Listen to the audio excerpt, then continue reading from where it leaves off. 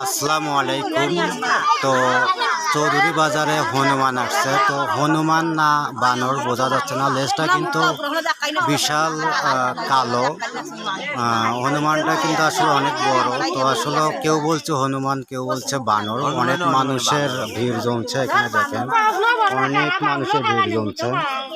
তো এটা কোথার থেকে আসছে মূলত বোঝা যাচ্ছে না। এখানে সকাল থেকে মানুষের ভিড় অনেক জমে গেছে। তো দেখতে পাচ্ছেন এই যে লেজটা অনেক লম্বা, কালো, মুখটাও কিন্তু অনেক কালো। তো মুখটা কিন্তু আসলে বানরও বোঝা যাচ্ছে না, হনুমানও বোঝা যাচ্ছে না। আপনারা দেখেন এই যে ও কিন্তু নামবে, এখানে বহুত মানুষের ভিড় জমছে।